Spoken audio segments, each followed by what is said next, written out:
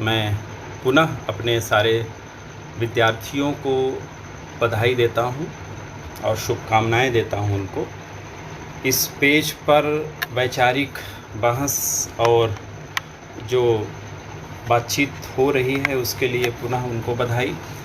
और आज जिस विषय पर हमें बातचीत करनी है वह है 1857 का महासंग्राम और हिंदी नवजागरण से उसके रिश्ते के बारे में। सबसे पहले चूँकि ये विद्यार्थियों का मंच है, मैं अपने सारे विद्यार्थियों, विशेष रूप से सर्वेश, सीमांकन और उनके समस्त साथियों का अभिवादन करता हूँ और शुक्रिया भी अदा करता हूँ कि इस मंच से बातचीत करने के लिए हम सब फिर इकट्ठा हैं।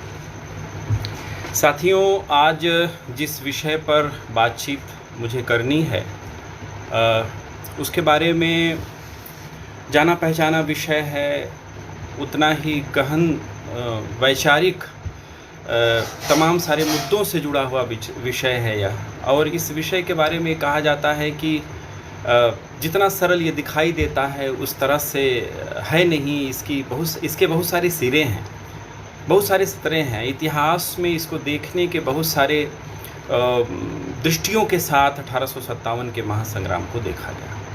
और हिंदी नवजागरण से इसका जो रिश्ता बनता है उसके बारे में भी बातचीत अगर हम करें, जो बहस हमारे सामने आती है उसमें 1857 को के महासंग्राम के साथ हिंदी नवजागरण का विस्तार किस तरह से होता है, परवर्ती युग में उसको किस तरह से देखा और परखा जाता है, इन सब मुद्दों पर मैं बातचीत करूं। इसके पहले कुछ एक प्रश्न, मुझे लगता है दो पक्षों पर बातचीत की जाए। एक तो 1857 की जो वैचारिकी है, जो इसकी इतिहास दृष्टि है, उस पर पहले बातचीत करेंगे हम। फिर उसके उत्तरार्ध में हम 1857 का हिंदी नवजागरण के साथ जो रिश्ता बनता है उस पर बातचीत करेंगे। तो पहले एक चीज़ आपको ज़रूर बता दें कि जिस समय में हम हैं इस समय 1857 का महासंग्राम हमारे लिए और भी ज़्यादा मौजू है, जबकि चारों तरफ जिस विषमतावादी दौर में हम हैं उसमें वह महासंग्राम, वह महान क्रांति हमारे लिए कैसे प्रेरणा बन सकती है, हमारी जाति संस्कृति, हमारी साझी विरासत का वह दस्तावेज कैसे बन सकती है, इसके बारे में बातचीत में करूं तो मुझे लगता है मैं कुंवर नारायण की एक कविता से अपनी बात शुरू करता हूं और फिर इस दृष्टि पर बातचीत करते हुए अपनी बात में आगे बढ़ाता हूं। यह कैसी विवशता है, किसी पर वार करो वह हंसता रहता या विवाद करता। यह कैसी पराजय है, कहीं घाव करें रक्त नहीं केवल मवाद बहता।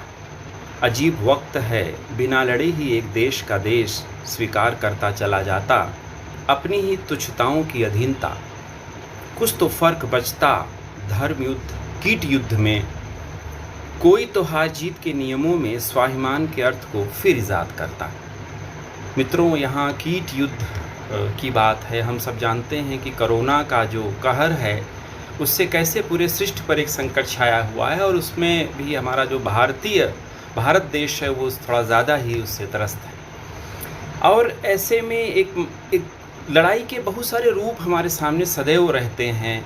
हम जिस दौर में हैं उसमें इन सारी चीज़ों के साथ कैसे मुकाबला करें, इन विषमताओं से कैसे लड़ा जाए, मुझे लगता है 1857 हमारे लिए बहुत सारा सामान वो देता है, टूल्स देता है। एक बात तो ये, इन्हीं संदर्भों के साथ 1857 के उस संदर्भ पर बातचीत करूं मैं, तो मुझे लगता है मैं तमाम सारे स्रोत हमारे पास हैं और सबसे बड़ा स्रोत 2007 में 1857 की 150वीं जयंती मनाई गई, 150 वर्ष पूरे हुए, उस पर विशाल सामग्री का संकलन हुआ और पूरे देश में पत्र पत्रिकाओं का संपादन हुआ, वैचारिक लेख लिखे गए, बहुत सारी कविताएं लिखी गईं, कहानियां आईं, वो सारे संदर्भ आए और देखने के बहुत सारे नज़रिए हमारे सामने प्रस्तुत हुए।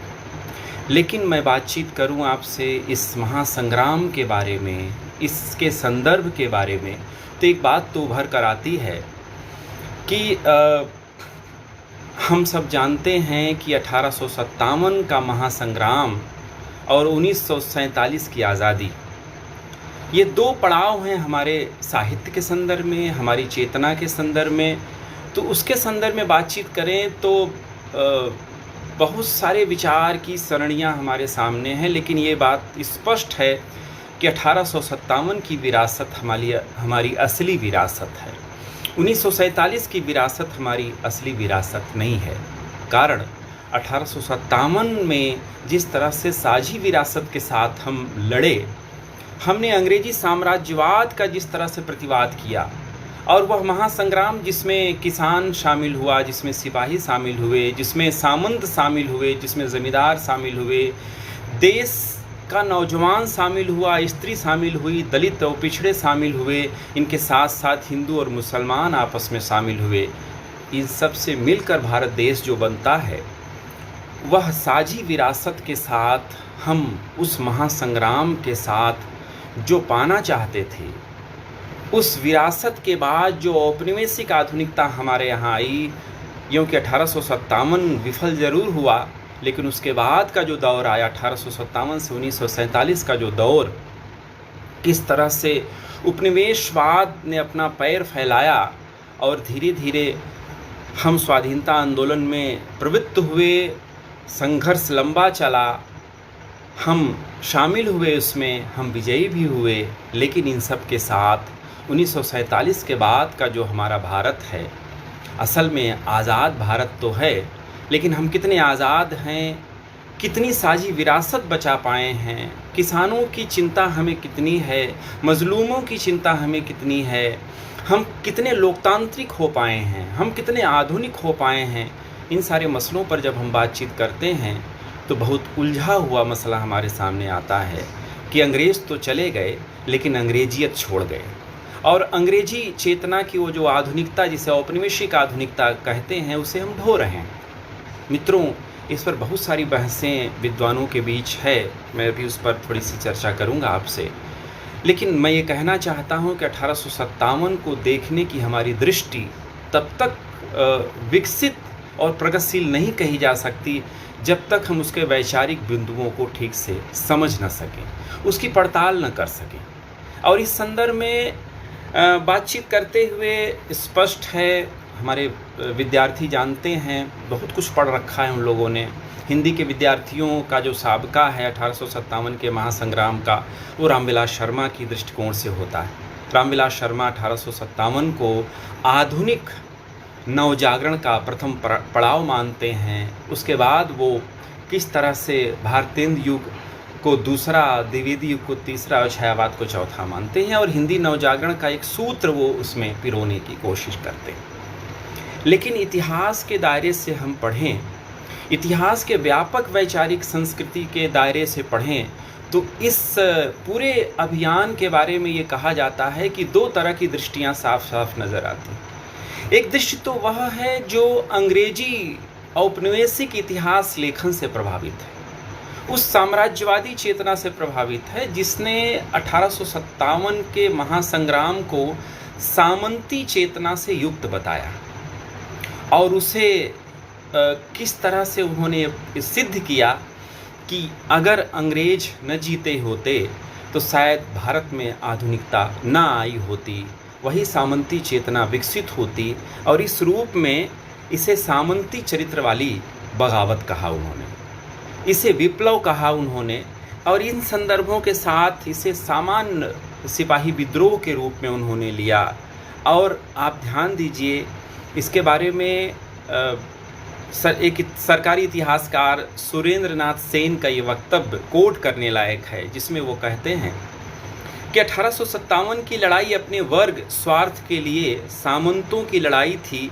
ये सामंत यहाँ पिछड़ी हुई सामंती व्यवस्था कायम रखना चाहते थे, इसके विपरीत अंग्रेज शासक यहाँ प्रगतिशील सभ्यता के प्रतिनिधि थे। यदि 1857-58 में भारतीय पक्ष जीतता तो इतिहास की गति उलट जाती और भारत पिछड़ा हुआ देश बना रहता। ये जो दृष्टि है, इस दृष्टि के शिकार सिर्फ उस दौर के तमाम इतिहासकार ही नहीं थे मित्रों, हमारे समय के तमाम सारे बुद्धिजीवी, तमाम सारे इतिहासकार इस दृष्टि का समर्थन करते हैं, और वहाँ पर वह एक इतिहास दृष्टि की वह ऐसी खोज करना चाहते हैं कि 1857 का जो पूरा महासंग्राम है वो अगर भारतीयों के पक्ष में जाता तो शायद आधुनिकता का वो चेहरा, प्रगतिशीलता का वो चेहरा जो हमारे सामने आज है वो शायद न होता। मैं ये कहना चाहता हूँ, जोर देकर कहना चाहता हूँ, और जो पढ़ा इस बीच हम लोगों ने, इतिहासकारों ने जिस तरह से इसको विवेचित किया कि अच्छा होता कि हम जीतते, भले हम उतने प्रगतिशील न होते, भले आधुनिकता की वह रूप हमारे सामने न होता जो अंग्रेजी इतिहासकार या अंग्रेजी इतिहास दृष्टि से पोषित इतिहासकार जिसके बारे में बातचीत करते हैं, हमें नहीं चाहिए था वो। हमें चाहिए था हमारी वो साझी विरासत, हमारी वो भारतीय आधुनिकता, हमारी वो चेतना जो जिसके साथ हम मनुष्यता की बात करते हैं, जिसके साथ हम सामाजिक संस्कृति की बात करते हैं, जिसमें हाशिए के समाज के साथ उच्च वर्ग का दोनों समाज कैसे मिलजुल के एक बात करता है, और विकास की वो किसानी संस्कृति की बात करता है जहाँ देश की आत्मा बसती है। इन सबको तहस नहस करने वाला था पूरा ये आंदोलन, और यह एक दिन में नहीं हुआ।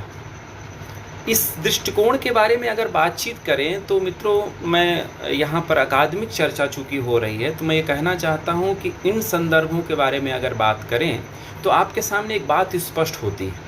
वह स्पष्ट यह है कि इतिहास के दस्तावेज़ों में इतिहास की जो व्याख्याएं हैं उसमें लगातार इस पे बहसें होते होते एक जनधर्मी इतिहास चेतना, इतिहास लेखन की जो प्रवृत्ति विकसित हुई, उसमें बताया गया कि सिर्फ हिंदी क्षेत्र में ही यह आंदोलन नहीं हुआ, असल में इसका व्यापक असर पूरे भारत पर था, क्योंकि क्षेत्र उसका केंद्र हिंदी था, हिंदी क्षेत्र। और इतिहास की जो दूसरी यात्रा है जिसमें इसे जन संग्राम के रूप में याद किया गया, इसे महासंग्राम के रूप में याद किया गया, इसे साझी विरासत के संग्राम के रूप में याद किया गया, सामंतवाद और साम्राज्यवाद के प्रतिरोध की संस्कृति के रूप में इसे याद किया गया, इसकी नई और प्रगतिशील वैचारिकी के रूप में इसकी व्याख्या जो की गई, उसमें तमाम सारे इतिहासकारों को हमें पढ़ना चाहिए। मैं कुछ नाम आपके सामने लेना चाहता हूँ, आपको जब भी समय मिले इन इतिहासकारों को पढ़ें और आपको 1857 की जो समृद्ध विरासत है वो हमारे सामने उपस्थित होती है। जनक्रांति और महासंग्राम के रूप में इस पूरे अभियान को देखने की कवायद जिन इतिहासकारों ने की है उसमें वरुण डे, इरफान हबीब, रजत कांत रे, सब्यसाची भट्टाचार्य, केसी यादव, सूरज भान, अर्चना प्रसाद, वासुदेव भट्टाचार्य और अमरेश मिश्र का नाम लिया जाता है। मित्रों, इसकी जनधर्मी चेतना को हमारे हिंदी क्षेत्र में हिंदी इतिहास लेखन और साहित्य और आलोचना में जिन बुद्धिजीवियों ने बड़ी प्रखरता के साथ प्रस्तुत किया, उसमें रामविलास शर्मा का नाम सर्वोपरि है, इसमें कोई दो राय नहीं। इसके बाद जिन विद्वानों का नाम मैं लेना चाहूँगा जो 1857 की प्रगतिशील चेतना, उसकी जनधर्मी चेतना के बारे में जिन्होंने लिखा है, उसमें शिव कुमार मिश्र हैं, उसमें कर्मेंदु शिशिर हैं, उसमें वीर भरत तलवार हैं, उसमें शंभुनाथ जी हैं। युवा आलोचना के जो दस्तावेज प्रस्तुत करते हैं, जो इतिहासकार के रूप में, आलोचक के रूप में, चिंतक के रूप में, उसमें मनमोहन हैं, कृष्णमोहन जी हैं, असद जैदी जी हैं और तमाम सारे साथी हमारे जो हिंदी के इतिहास और सृजन साहित्य के विवेचन में इसकी बातचीत करते हैं। और इन संदर्भों के बारे में अगर हम बातचीत करें तो इससे हमारी जो आधुनिकता है, उस आधुनिकता का पूरा प्रारूप और उसकी पूरे उस संदर्भ को 1857 को ये इतिहासकार और चिंतक उभारते हैं। उदाहरण 1857 की 150वीं जयंती के उपलक्ष्य में 9 जून 2007 को टाइम्स ऑफ इंडिया के मुख्य पृष्ठ पर अमरेश मिश्र ने लिखा, उसकी कुछ पंक्तियां मैं आपके सामने पढ़ता हूं, उससे इसकी व्याप्ति पर आप बातचीत कर सकते हैं। उन्होंने लिखा कि 1857 से 1860 के बीच हिंदुस्तान का कोई भी सूबा नहीं बचा, कोई भी अंचल नहीं बचा जहां बागी सिपाहियों के विद्रोह और जन विप्लव से यह अछूता रहा हो। जाहिर सी बात है कि इसकी व्याप्ति पूरे भारत में हुई, क्योंकि केंद्र उसका हिंदी क्षेत्र और अवध प्रांत रहा है, इसमें कोई दो राय नहीं। अब आप ध्यान दीजिए कि ये जो पूरी 1857 का जो महासंग्राम हुआ, यह एक दिन में तो हुआ नहीं। इसके बारे में इतिहासकारों ने बाकायदा यह पड़ताल की कि 1757 में प्लासी के युद्ध के बाद से लेकर 1857 100 सालों का वो पूरा इतिहास जो शोषण का इतिहास रहा, जो अंग्रेज़ों द्वारा शोषण किया गया, जो बर्बर अत्याचार किया गया, इसके साथ साथ जो आर्थिक लूटपाट की गई, उन संदर्भों से जो व्यापक जन असंतोष हुआ, उसकी पृष्ठभूमि के साथ इस आंदोलन को देखा और परखा जा सकता है। जैसे कि इसके बारे में ये कहा जाता है कि वो जो सिपाही विद्रोह के रूप में बार बार इसको एक सकरे दायरे में धार्मिक तरीके से महदूद कर दिया जाता है कि ये चर्बी लगे कारतूस सुअर और गाय के, जिसको ऊंची जातियों के सिपाही थे और उनके धार्मिक भावना को ठेस लग रही थी, लिहाजा उन्होंने विद्रोह किया। और भी बहुत सारे कारण बता के इसको इस तरह से विवेचित किया जाता है। जबकि असल चीज़ यह है, इन इतिहासकारों ने जिनका नाम मैंने लिया, इन्होंने विस्तार से इस पर चर्चा करते हुए बताया कि अंग्रेजी साम्राज्यवाद की जो लूट है वह सबसे ज़्यादा किसानों पर हुई, और किसानी तंत्र यहाँ की जो कृषि व्यवस्था थी उसकी रीढ़ उन्होंने तोड़ दी। इसके साथ साथ छोटी छोटी रियासतों का जिस तरह से विलय किया उन्होंने, तमाम तरह के नियम उन्होंने बनाए, और इस व्यापक असंतोष का असर यह रहा कि वह जो सिपाही थे, असल में वह सिर्फ सिपाही न थे, वह सिपाही किसानी जीवन से जुड़े हुए सिपाही थे, वो किसान के बेटे थे, और वह उस जगह पर जब बेदखल हो गए उस किसानी से, रोटी को मोहताज हो गए, तो फौज में भर्ती हुए, और धीरे धीरे वो जो जन असंतोष उनके अंदर आया और व्यापक तरीके से वह एक विद्रोह का रूप उसने धारण किया। इस पे बहुत बार बार ये कहा जाता है कि इसमें बहादुर शाह जफ़र दूती के नेतृत्व में बाद में विस्तार के साथ जो सामंत और रजवाड़ों के साथ जो विद्रोह हुआ पूरा, जिसमें रानी लक्ष्मीबाई, नाना साहब कुंवर सिंह से लेकर तमाम सारे लोगों का, बेगम हज़रत महल, सबका नाम लिया जाता है। असल में इसमें सिपाहियों और किसानों की भूमिका मुख्य थी। और इसके बारे में ये भी कहा जाता है कि आप पढ़ें तो बहुत सारे दस्तावेज आपके सामने मिलते हैं। मसलन कि बहादुर शाह जफ़र के नेतृत्व में ये लड़ाई लड़ी गई, और इस लड़ाई के बारे में ये कहा जाता है, इस महासंग्राम के बारे में, कि यह हिंदू मुस्लिम साझी विरासत का महासंग्राम था। यह छोटी जातियों से लेकर बड़ी जातियों के मिश्रण का महासंग्राम था। इन संदर्भों के साथ ये कि यह विशुद्ध सामंती व्यवस्था के बारे में बातचीत जो करते हैं अंग्रेजी इतिहासकार और तमाम सारे इतिहासकार, उससे अलग यह ज़मीनी तरीके से मुख्यतः किसानी लोक धर्मी चेतना का आंदोलन था। उसमें शामिल होते हैं सिपाही, और मैंने बताया कि सिपाही, किसान सिपाही उसे आप कह सकते हैं, वो पूरे केंद्रीय भूमिका इसकी अदा करते हैं।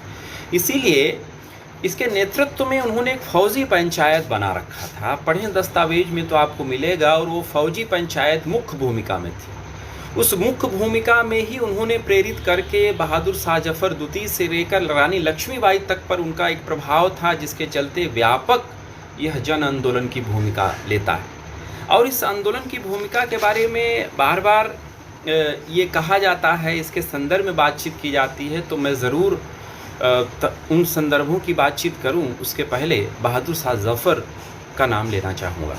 1857 में केंद्रीय भूमिका जिस तरह से उन्होंने अदा की, मित्रों, वह बूढ़ा सम्राट जिसके बेटों को किस तरह से कत्ल कर दिया गया, उसे रंगून भेज दिया गया, जहां पहुंचकर अपने देश को याद करता है वह सम्राट कि लगता नहीं है दिल मेरा उजड़े दयाज में, कितना बदनसीब है ज़फ़र दफ़न के लिए 2 गज़ ज़मीन भी न मिली कुए यार में। ये आप ध्यान दीजिए, इस बात की ताकीद करता है कि कैसा वो सामंत, वो सम्राट था। उस सम्राट की जो चेतना थी, जो देश के प्रति, देश के लोगों के प्रति, उस अंग्रेजी साम्राज्यवाद के प्रतिरोध के बारे में जिस तरह से वो, जिस आग के साथ वो लिखते हैं, जिस तरह से वो व्यक्त करते हैं उस चीज़ को, एक और उदाहरण आपके सामने मैं रखना चाहता हूँ।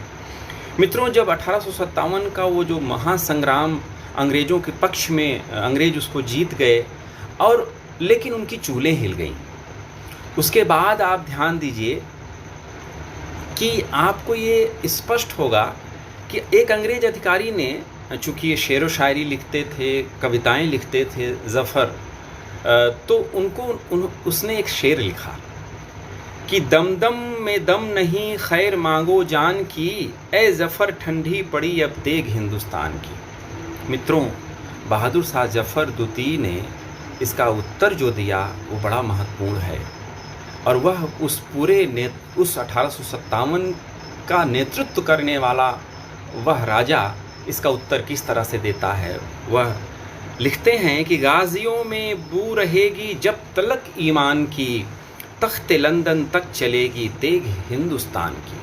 और यह जो व्याप्ति है उसकी, वह बात तक आप महसूस कर सकते हैं कि लंदन के सीनेट में कैसे गोले दागे गए उन स्वतंत्रता संग्राम सेनानियों द्वारा। तमाम सारे, मदन लाल ढींगरा का नाम आप सब जानते हैं। और मित्रों, इसमें रानी लक्ष्मीबाई के बारे में मैं उन नायकों के बारे में बात करें तो मुझे लगता है उन पर अलग से आप बहुत सारा वक्तव्य दे सकते हैं, लेकिन वो चीज़ जो उसे राष्ट्रीय आंदोलन का दर्जा देती है, उसे एक बड़ा महासंग्राम बनाती है, उसमें ख़ास चीज़ जो थी उसके बारे में जो लिखा गया, आप ध्यान दीजिए। सुभद्रा कुमारी चौहान की वो कविता हम सब के ज़बान पे है, लेकिन उसकी कुछ पंक्तियों को पढ़ें तो उस त्रासद स्थिति के बारे में उन्होंने जो लिखा है, अंग्रेजी सभ्यता और अंग्रेजी बर्बरता के बारे में जो लिखा है उन्होंने, कि रानी रोई रनिवासों में बेगम गम से थी बेजार, उनके मन में कपड़े उनके महंगे कपड़े बिकते कलकत्ते के बाज़ार, सरेआम नीलाम छापते थे अंग्रेज़ों के अखबार, नागपुर के जेवर ले लो, लखनऊ के ले लो नौलखा हार।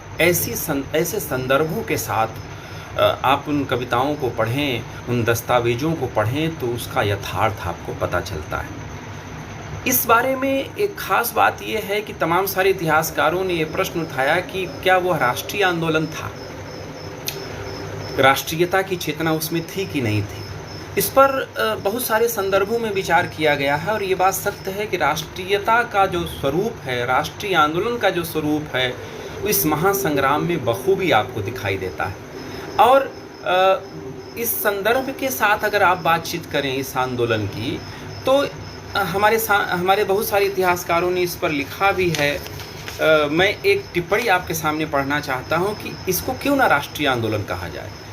राष्ट्रीयता के तमाम सारे तत्व जो होने चाहिए वो सब इस आंदोलन में मौजूद था, और इसे सिर्फ सामंती बगावत कह के महदूद कर दिया गया, या और उस औपनिवेशिक इतिहास दृश्य से उबरते हुए हमें इस नए सिरे से ये जो हमारी आधुनिकता, हमारी राष्ट्रीयता की असली विरासत है वो 1857 कैसे है और होना भी चाहिए, यही असली विरासत है। वह 1947 के बाद का जो सांप्रदायिक विभाजन वाली आज़ादी है वह विरासत नहीं है हमारी। इसके बारे में सुशोभन सरकार ने बहुत अच्छी टिप्पणी की है, वो मैं यहाँ पढ़ता हूँ आपके लिए। वो बहुत ज़रूरी टिप्पणी है कि किसी भी राष्ट्रीय आंदोलन को राष्ट्रीय बतलाने का दावा उसके विदेशी शासन से मुक्ति के ध्येय, संघर्ष में सर्वसाधारण का व्यापक योगदान, और यदि सर्वतोभावेन नहीं तो साधारण रूप से भी समर्थन और सहानुभूति पर मोटे रूप पे आश्रित रहता है। उल्लेखनीय है कि आजमगढ़ में सभी वर्गों के भारतीयों को विश्वासघाती अंग्रेजों के विरुद्ध खड़े होने का आह्वान, दिल्ली की उद्घोषणा जिसमें सभी हिंदू मुसलमानों से संघर्ष हेतु एकजुट होने की प्रेरणा थी, हिंदुओं को आश्वासन देने के सिलसिले में दिल्ली तथा बरेली के नेताओं का प्रयास, ये सब एक प्रकार के राष्ट्रीय दृष्टिकोण के परिचायक हैं। फिर कौन सा मानदंड अपनाकर हम फैज़ाबाद के मौलवी अथवा फिरोज शाह को सच्चे देशभक्तों की उपाधि नहीं दे सकते। मित्रों, इसमें राष्ट्रीयता की चेतना का अक्स किस तरह से ये ढूंढते हैं, और ये बात सत्य है, हम सब जानते हैं कि अंग्रेज़ों को ये पता चल गया। अंग्रेज ये जानते थे कि यहाँ की जो एकजुटता है, और उस एकजुटता के बारे में हतप्रभ थे अंग्रेज, हिंदू और मुसलमानों की एकजुटता। बाकायदा ये दस्तावेजीकरण है, इसका दस्तावेज है इस पे कि बरेली में हिंदुओं और मुसलमानों के आपस में दंगे कराने के लिए उन्होंने बहुत पैसे खर्च किए, बहुत मेहनत उन्होंने की, लेकिन वहाँ दंगे नहीं हुए। और हमारे समय में आज़ाद भारत में जिस तरह से तमाम सारी चीज़ें लोकतांत्रिक चेतना के साथ, उस विरासत के साथ होनी चाहिए, जो सांप्रदायिकता का विभाजन अंग्रेज़ों द्वारा पोषित किया गया, वह आज तक हमारे देश में कोने अतरे से लेकर कई बार सर कैसे उठाता रहता है। तो हमें उस पर विचार करना चाहिए कि हम कितने प्रगतिशील हुए, कितने लोकतांत्रिक हुए, कितने आज़ाद हुए। एक संदर्भ तो ये आपके सामने उपस्थित होता है। दूसरे 1857 के संदर्भ में दूसरा जो संदर्भ, चूँकि मुझे समय का भी ध्यान है, मैं उन सारे संदर्भों के साथ बहुत सारे संदर्भों के साथ बातचीत करना चाहता हूँ आपसे, लेकिन मेरा जो विषय है वो हिंदी नवजागरण के साथ इसके रिश्ते पर है, तो उस पर बातचीत करना बहुत ज़रूरी है। और उस बातचीत में मैं कुछ सवालों के साथ इस बहस में आपको शामिल करना चाहता हूँ कि 1857 की जो हिंदी जाति है, वह हिंदी जाति के बाद की जो हिंदी जाति विकसित होती है, उसका इस 1857 के साथ कितना गहरा रिश्ता बनता है। 1867 से 1885 के बीच में जो भारतेंदु हरिश्चंद्र के युग की हिंदी जाति है, उसका इस 1857 के साथ कैसा रिश्ता बनता है। 1900 से 1920 के बीच में महावीर प्रसाद द्विवेदी और उनके युग के साथ जो चेतना विकसित हुई, उसका इस 1857 के साथ क्या रिश्ता बनता है, और उसके बाद क्या रिश्ता बनता है। मित्रों, इस पर बहुत सारी बातचीत कर सकते हैं हम, लेकिन यह बात ज़रूरी है कि कई बार इतिहास में सरलीकरण कर दिया जाता है। जब हम थोड़ा गहराई से पढ़ें तो हमें स्पष्ट होगा कि रामविलास शर्मा ने हमें बहुत नई रोशनी तो दी, इसमें कोई दो राय नहीं। उन्होंने हिंदी जाति की अवधारणा हमारे सामने रखी, हिंदी नवजागरण की अवधारणा हमारे सामने रखी, लेकिन इतिहास और वैचारिक बहसों में हम जब शामिल होते हैं तो हम उन पर पुनर्विचार करते हैं, हम उसके ज़मीन की तलाश करते हैं। और मुझे लगता है इस बीच में मनमोहन, असद जैदी और कृष्णमोहन जी के लेखों को पढ़ा जाए। मैं प्रस्तावित करता हूं बच्चों से, अपने विद्यार्थियों से, कि उन लेखों को पढ़ें तो आपको नई रोशनी मिलेगी, प्रश्न मिलेंगे, क्योंकि इससे रामविलास शर्मा की दृष्टि में कमज़ोरी नहीं आती। रामविलास शर्मा हमारे लिए बहुत महत्वपूर्ण आलोचक थे, हैं और रहेंगे, लेकिन टकराने के साथ हमें उन रोशनियों को देखना चाहिए, उन सिरों की तलाश करनी चाहिए। तो बात ये है कि 1857 को आचार्य रामविलास शर्मा ने जिस तरह से एक सीधी रेखा के साथ जोड़ दिया, उस पर प्रश्न खड़ा करते हैं मनमोहन जी से लेकर तमाम सारे ये इतिहासकार, साहित्यकार और चिंतक, और वो सही प्रश्न खड़ा करते हैं। प्रश्न उनका ये है कि 1857 की वो जो साझी विरासत है, 1857 का वो जो महासंग्राम है, जो किसानों ने लड़ा, जो सिपाहियों ने लड़ा और जो सामंतों ने लड़ा, और जो सामंत जो लड़ते हैं, जो वो सामंत जिसके बारे में अंग्रेज़ों ने कहा कि अगर अंग्रेज परस्त इतिहासकारों ने कहा कि अगर वो भारत की गद्दी पर बैठते तो ठीक स्थिति ना होती। मुझे लगता है कि वह सामंतवाद बेहद मानवीय सामंतवाद होता, और बहादुर शाह जफ़र दुती जैसा शासक हमें चाहिए, हमें रानी लक्ष्मीबाई जैसा शासक चाहिए, हमें चाहिए नाना साहब जैसा शासक, हमें चाहिए कुंवर साहब जैसा शासक। और इन सब के बीच में जिनके सिपह सलार में आप ध्यान दीजिए कि वो तमाम सारे लोग, इसमें गुलाम गौस खां से लेकर अज़ीमुल्लाह खां तक उसमें शामिल होने चाहिए और शामिल थे। वो संरचना हमारे देश की असली ताकत बनती, लेकिन जो बात की ताकत बनी, जो दिखाई देता है, असल में वही सत्य नहीं है। इसमें कोई दो राय नहीं कि भारतेंदु हरिश्चंद्र से लेकर उस युग के पूरे साहित्यकार, बाद के जो बुद्धिजीवी साहित्यकार, सब के सब हमारे लिए बहुत महत्व के हैं। लेकिन कई बार जिस रोशनाई में हम मूल्यांकन करते हैं, उसी दृष्टिकोण से उनको ज़्यादा हम जिसे कहते हैं कि आदर्शीकृत कर देना, इससे बचना भी चाहिए। और इतिहास लेखन, आलोचना का विवेक हमें यही सिखाता है। तो इस बीच जो नई बहसें आई, उसमें ये बात सत्य रूप से शामिल की गई और ये बताया गया कि 1857 की जो विरासत है, क्या उस विरासत को ये लेकर चले, चाहे वो भारतेंदु हरिश्चंद्र हो, चाहे वो बालकृष्ण भट्ट हो, चाहे महावीर प्रसाद द्विवेदी हो, या उस दौर के तमाम सारे लोग, क्योंकि उनको दोनों नज़रियों से देखना चाहिए। ये बात सामने आती है कि वो कौन से कारण थे, वो कौन सी मजबूरियाँ थीं कि वो तेवर जो था, वो जो तेजस्विता थी, वो ज़मीनी जो तेजस्विता थी, जो राष्ट्र प्रेम का वो जो पूरा दौर था, वो धीरे धीरे स्थानांतरित क्यों हो गया, वो तमाम सारे दूसरे मुद्दों की तरफ क्यों भटक गया। आप ध्यान दें कि भारतेंदु हरिश्चंद्र के बारे में कहा जाता है कि वो राजभक्ति और राष्ट्रभक्ति दोनों में संतुलन साधने वाले विरल व्यक्तित्व थे। ये बात सही है, लेकिन भारतेंदु हरिश्चंद्र के बारे में जब आप बात करें तो उसमें एक साथ कई सारे सिरे उनके यहाँ खुलते हैं, लेकिन उन्हें हम पूरी तरह से 1857 के विरासत का वह हक नहीं दे सकते। इस पर हमें विचार करना चाहिए।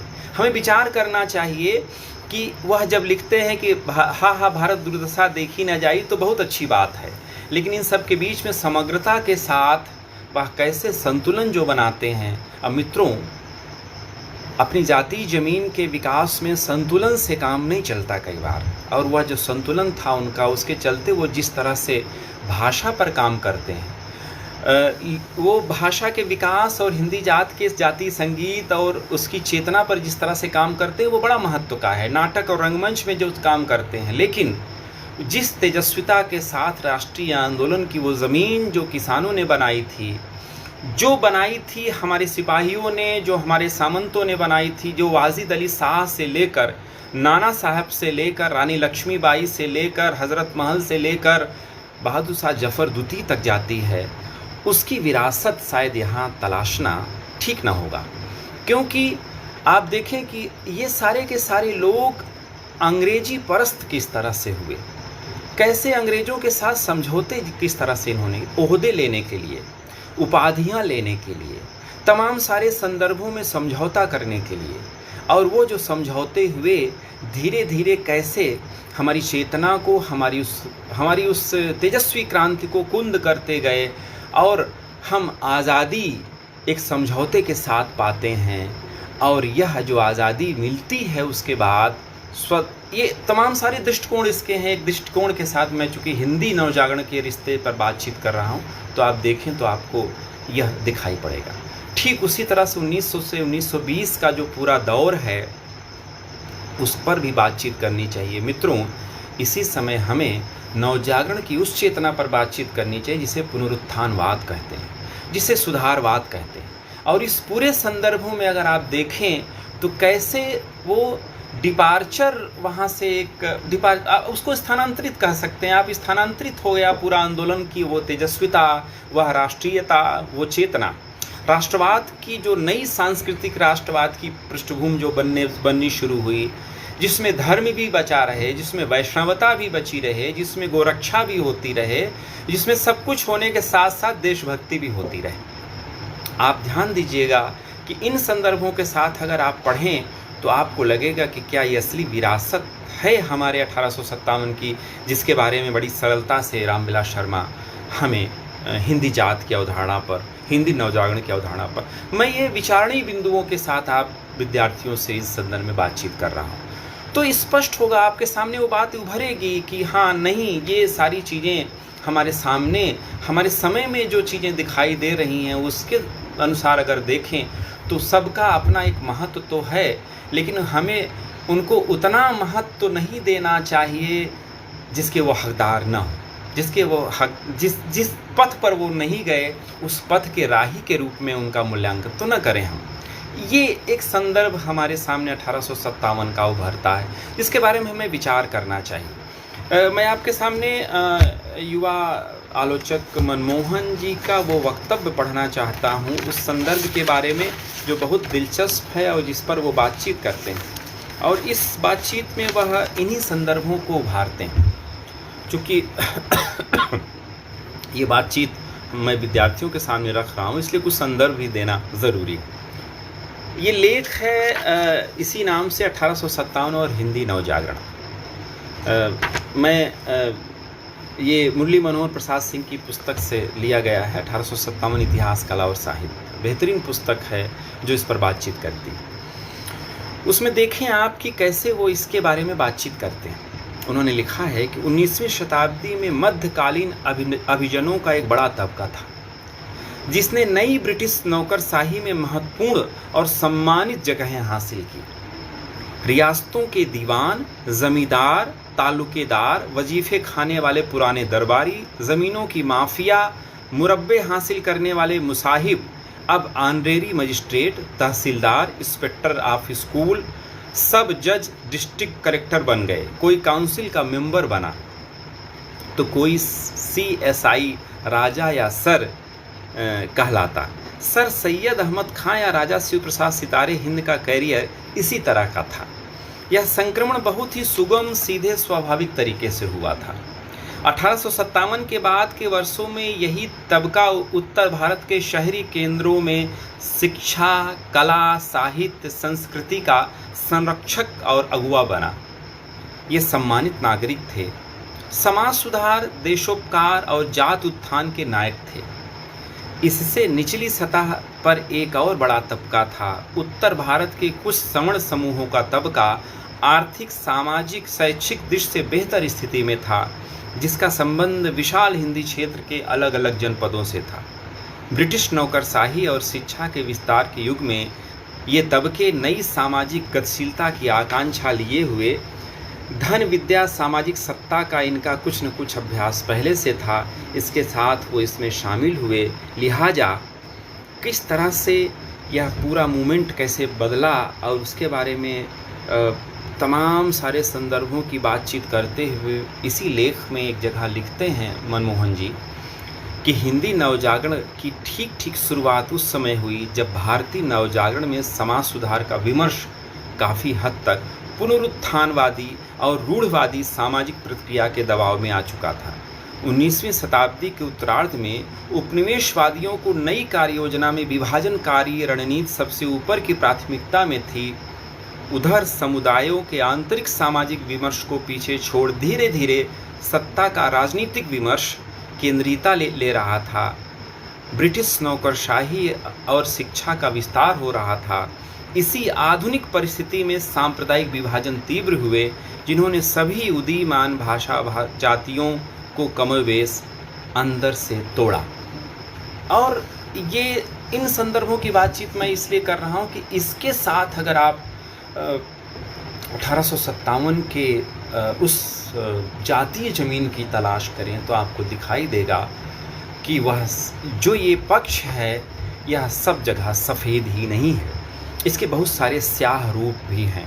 और उन संदर्भों के साथ जब हम इस पर सवाल उठाते हैं तो यह किस तरह से आत्मविक्षेद का शिकार हुआ, और इस आत्मविक्षेद का जो ये शिकार हुआ यह आंदोलन, तो उन संदर्भों के साथ अगर आप पढ़ें तो आपको लगेगा कि धीरे धीरे हमारी जो पूरी राष्ट्रीयता का जो पूरा मूवमेंट था वह कैसे तमाम सारी उस विरासत से कटकर दूसरी जगहों से कैसे अलग अलग समूहों में बट गया। और उसके रूप में वो कहीं भाषाई जागरण के रूप में दिखाई देता है, ये बात सही है। समाज सुधार की उस पूरी पृष्ठभूमि में कैसे तमाम संदर्भों के साथ वह अलग अलग रूपों में विकसित होता हुआ दिखाई देता है। असल में आपको कई बार ये दिखाई देगा कि चाहे वह आर्य समाज हो, सुधारवाद के वो सारे आंदोलन हो, ऊपरी तौर पर वह भले राष्ट्रीयता के आंदोलन की गहरी चेतना हमारे सामने रखते हों, लेकिन असल में उसके उलट अगर आप देखें तो आपको ये दिखाई देगा कि अंग्रेजी औपनिवेशिक रणनीतियों के शिकार कैसे थे वो। वह कहीं न कहीं प्रच्छन्न रूप से उन्हीं रणनीतियों को विकसित करने का काम कर रहे थे, कहीं प्रत्यक्ष तो कहीं अप्रत्यक्ष रूप से। और वह 1857 के उस महान संग्राम से अलग उनको कर रही थी। उस विरासत को वो कुछ दूर ले जा रहे थे अपनी तरह से, लेकिन पूरी तौर पर अगर आप कहें तो शायद उससे कट रहे थे, उससे विच्छेद उनका हो रहा था। यह भी एक संदर्भ है इस आंदोलन को देखने और समझने का। मित्रों, इस पर बहुत सारी कविताएं लिखी गईं, बहुत सारी कहानियां लिखी गईं बाद के दौर में। और मैं एक और संदर्भ की तरफ आपको ले चलता हूं कि ये हमारे तमाम सारे जो साथी हैं जो इस संदर्भ में बातचीत करते हैं, उसमें मैंने आपसे बताया। तो इसमें कृष्णमोहन जी का वो वक्तव्य मैं ज़रूर आपके सामने रखना चाहूँगा, जिस पर वो 1857 के बारे में टिप्पणी करते हैं। उसे हमें पढ़ना चाहिए, वो सही है हमारे समय की शिनाख्त के साथ 1857 के विरासत को संजोने की बात। उन्होंने लिखा है कि आईना खाना नाम की किताब में कि 1857 और उसके बाद हुए कथित नवजागरण और स्वाधीनता आंदोलन के बीच क्या संबंध है। इसके 3 ही जवाब अब तक सामने आए हैं और इन संदर्भों के साथ वो बातचीत करते हैं कि 1857 आज़ादी का समझौताहीन संग्राम था, जिसकी पराजय के बाद अंग्रेज़ों ने भारतीय समाज का अपने अनुकूल पुनर्संगठन किया। नवजागरण और राष्ट्रीय आंदोलन इस व्यापक औपनिवेशिक दायरे के अंदर ही सक्रिय हुआ।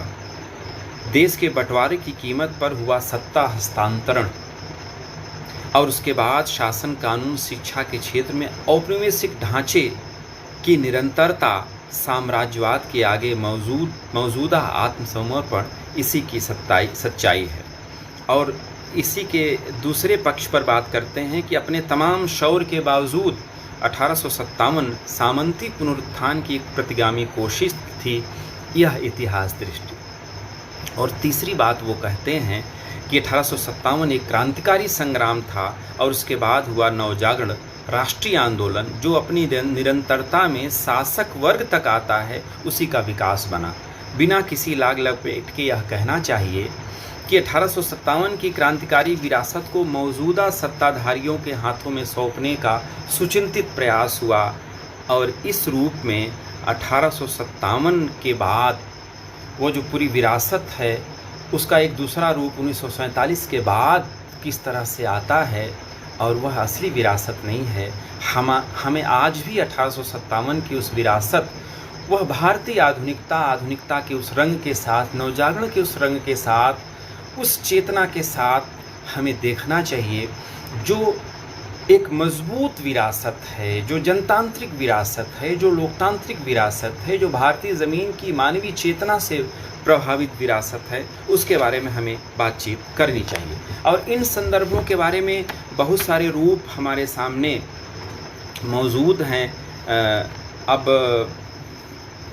क्योंकि आपको एक छोटी सी कविता के बहुत सारी कविताएं लिखी गई। इसमें पंकज राग की कविता 1857 पर है, असद जैदी की कविता 1857 पर लिखी गई 2007 में। बेहतरीन कविताएं हैं, इन कविताओं को पढ़ें तो ये पूरा विमर्श खड़ा करती हैं 1857 पर। ये इसी संदर्भ पर बातचीत करते हुए उसी एक कविता के कुछ अंश को मैं आपके सामने पढ़ता हूँ। बहुत दिलचस्प पंक्तियाँ हैं वह, विद्यार्थियों के लिए तो और दिलचस्प हैं वह। पंकज राग की कविता है जिसमें 1857 के 150वें वर्ष पर वो लिखते हैं। कॉलेज में मेरे एक प्रोफेसर कहा करते थे कि अगर संघ लोक सेवा आयोग वाले मल्टीपल चॉइस प्रश्नों में पूछें कि 1857 क्या था, क्या वह एक सिपाही विद्रोह था, क्या वह धर्म को लेकर लड़ा गया, क्या वह जनसाधारण की लड़ाई थी, क्या वह राज सत्ता की वापसी का युद्ध था, और आपको इनमें से सिर्फ एक चुनना हो तो आप क्या करेंगे? क्या आप इतिहास के अच्छे विद्यार्थी की तरह एक विकल्प की अनिवार्यता पर उंगली उठाते हुए चारों को चुनेंगे, या फिर प्रतियोगिता में सफलता के लिए इतिहास को तिलांजलि देकर किसी एक पर निशान लगाएंगे? मित्रों, यह कविता स्पष्ट करती है, प्रश्न करती है हमें कि कई बार चीज़ों का संतुलन साधने में, अपने स्वार्थ को साधने में हम सही जगह नब्ज़ पर हाथ नहीं रखते, उसको नहीं कुरेदते, जबकि स्पष्टता, वैचारिक स्पष्टता, आलोचनात्मक विवेक के साथ, लोकतांत्रिक विवेक के साथ हमें अपनी स्पष्ट राय जाहिर करनी चाहिए जो हमारे सामने मौजूद है। और इन संदर्भों के साथ अगर आप बातचीत करें तो आपको लगेगा कि 1857 की वो पूरी विरासत, वो पूरी कविता हमारे लिए कितनी महत्वपूर्ण है। और 1857 का पूरा संदर्भ हिंदी साहित्य और हिंदी नवजागरण के संदर्भ में अगर हम उसके सारे संदर्भों की बातचीत करें तो वो उसका विस्तार कहाँ कहाँ दिखाई देता है, किन किन संदर्भों के साथ उसे देखना और परखना चाहिए, इसके पुनर्विचार के बहुत सारे बिंदु हैं। बस अंतिम बात अपनी मैं करना चाहता हूँ, अंतिम दौर में जो बातचीत आपके सामने वह ये है कि असल में 1857 की असली ताकत हमें तलाशनी है साहित्य में या उस नवजागरण की चेतना में, तो वह लोक में आपको दिखाई देगी, वह उस लोकगीतों में दिखाई देगी, वह उस लोक कथाओं में दिखाई देगी जो किसानों ने विद्रोह किया था, जो आदिवासियों ने विद्रोह किया था, जो छोटे छोटे किसानों के साथ साथ आप ध्यान दीजिए कि पूरे उन छोटी रियासतों के राजाओं ने जो विद्रोह किया था, नाना साहब पर, कुंवर सिंह के ऊपर जिस तरह से लोकगीत भोजपुरी में आपको मिलेंगे, बुंदेलखंड में जिस तरह से लोकगीत मिलेंगे आपको लक्ष्मीबाई के ऊपर, ठीक उसी तरह से इस जनपदी भाषाओं में वहाँ के जनपदी नायकों के बारे में जो लोकगीत हैं, जो लोक कथाएँ हैं, असल दस्तावेज वहाँ हैं इतिहास के, जहाँ पर आपको इतिहास के उस हवाले से आपको वो सारे संदर्भ मिलेंगे। बहुत सारे नज़्म और बहुत सारे गीत हमारे सामने आ चुके हैं, उसको आप पढ़ सकते हैं, लेकिन एक दो सामने आपके सामने ज़रूर मैं पढ़ना चाहूँगा, दो तीन पंक्तियाँ। बाबू कुंवर सिंह के ऊपर मनोरंजन प्रसाद सिंह का ये गीत कि रामा कुंवर के देख दुश्मनवा रेना, रामा कई के बंदूक के निसनवा रेना, रामा गोली आई लागल दहिना हथवा रेना, रामा हाथ होई गईल बेकरवा रेना, रामा जान कर हाथ बिकमवा रेना, रामा काट देहले लेके तरवरवा रेना, रामा कहले लेहु गंगा हाथवा रेना। लंबा गीत है। इसी तरह से तमाम सारे गीत आपको पढ़ने होंगे 1857 की उस विरासत को जानने के लिए, उस पूरे संदर्भों को जानने के लिए। और एक गीत ज़रूर मैं आपके सामने पढ़ना चाहूँगा जिसके बारे में कहा जाता है कि उस पूरे बगावत के दौर में यह गीत बहुत प्रसिद्ध हुआ और बागी फौजियों का ये कौमी गीत बना। अज़ीमुल्लाह खां का ये गीत, इस पर पाबंदी भी लगी।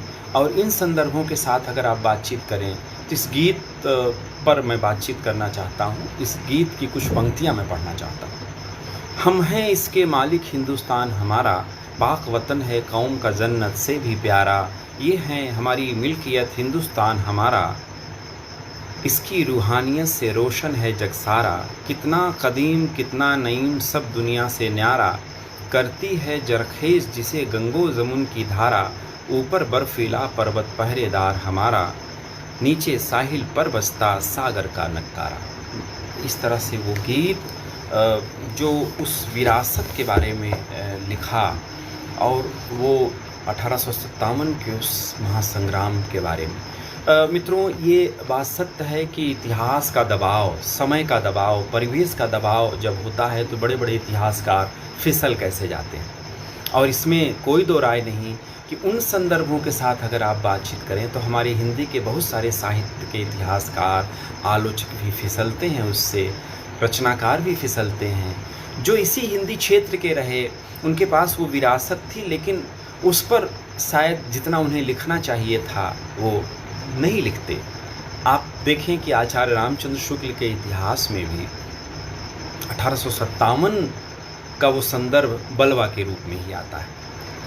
उन्होंने उसके लिए अपने इतिहास में प्रयोग किया है बलवा शब्द। चूँकि वो उस पूरे परिवेश में वो चीज़ें व्याप्त कैसे थी हिंदी क्षेत्र में, उस समाज सुधार आंदोलन के संदर्भ में, पुनरुत्थानवादी आंदोलन के संदर्भ में, वो पूरा जो सॉरी वो जो पूरा परिवेश उसकी तरफ कैसे इशारा कर रहा था, इन संदर्भों के साथ देखें। लेकिन इसका ये मतलब नहीं कि मैं चाहे आचार्य शुक्ल हों, चाहे निराला हों, चाहे प्रेमचंद हों, चाहे ये अपने परिवेश के साथ, अपनी चेतना के साथ, अपने जनतांत्रिक मूल्यों के साथ, साहित्य को एक प्रगतिशील चेतना के साथ अपनी बातें कह रहे थे। लेकिन जब 1857 के साथ हम जोड़ते हैं तो वो कौन से घटक थे, वो कौन से तत्व थे जो उनको उस पूरे परिवेश के साथ जिस तरह से इन्हें जुड़ना चाहिए था, जिस तरह से मुकम्मल बहस होनी चाहिए थी, वो शायद नहीं हुई। तो उसके पीछे वो इतिहास का दबाव, उसके पीछे वो परिवेश, उसके पीछे वो अंग्रेजी औपनिवेशिक सभ्यता का वो जो पूरा षड्यंत्र है, जिसके शिकार ये सब हुए। हमारे बहुत सारे बुद्धिजीवी भी उसके शिकार हुए। आप जानते हैं कि मजाक में मैं विद्यार्थियों से कई बार अपनी बातचीत करते हुए कहता हूँ कि शुक्ल जी बहुत जगह बहुत बड़े कैनवस की बात करते हैं, लेकिन कई जगह वो वही बात दोहराने लगते हैं जो ग्रियर्सन कर रहे होते हैं धर्म के नाम पर और मर्यादा के नाम पर। शुक्ल जी प्रच्छन्न रूप से उसी की सम्मति में कई बार खड़े हो जाते हैं, न चाहते हुए भी, जबकि पूरा उनका इतिहास लेखन, उस उपनिवेशवादी इतिहास लेखन, उस प्राच्यवादी विमर्श के खिलाफ खड़ा होता है। लेकिन इसके बावजूद वो खड़े होते हैं तो उसके पीछे इतिहास दृष्टि और वो संस्कार, वो पुनरुत्थानवादी चेतना, वो जो काम कर रही थी, उसके शिकार कैसे हमारे इतिहासकार होते हैं, ये चिंतक कैसे होते हैं। इन संदर्भों के साथ हमें 1857 की उस विरासत को बार बार पढ़ना चाहिए, उसके संदर्भों को बार बार याद करना चाहिए, और इन्हीं संदर्भों के साथ हमें इतिहास की उस विरासत की पूरी रेखाओं को, रंगों को अपने साथ जोड़ना और समझना चाहिए। बस इन्हीं शब्दों के साथ मैं आपके सामने 1857 और हिंदी नवजागरण के इन संदर्भों के बारे में कुछ प्रश्न के साथ उपस्थित हुआ। मैं जानता हूं कि एक बहुत बड़ा प्रश्न है, बहुत बड़ा विषय है। इन संदर्भों को लेकर अलग अलग आपसे बातचीत की जा सकती है, लेकिन चूँकि ये वैचारिक बहस के साथ, अकादमिक बहस के साथ हमें उन स्रोतों की तरफ जाना चाहिए। हमें तमाम सारे लोकगीतों और लोक कथाओं और तमाम सारे जो संग्रह हो चुके हैं उन संदर्भों की तरफ जाना चाहिए, और जो टुकड़े में तमाम गीतों को प्रस्तुत किया जाता है उसके साथ जोड़कर उसकी मुकम्मल व्याख्या हमें करनी चाहिए। उसकी मुकम्मल बहस हमें इतिहास लेखन और आलोचनात्मक विवेक के साथ करना चाहिए। तब 1857 का वो पूरा संदर्भ हमारे सामने उभरता है। इन संदर्भों के साथ एक बात और कि जब हम साहित्य के विद्यार्थी के नाते चीज़ों को पढ़ते हैं तो कई बार जब हम राष्ट्रीयता की बात करते हैं, राष्ट्र प्रेम की बात करते हैं, तो उसमें जो भावावेग हमारा है, उस भावावेग में बह जाने की बात भी नहीं होनी चाहिए।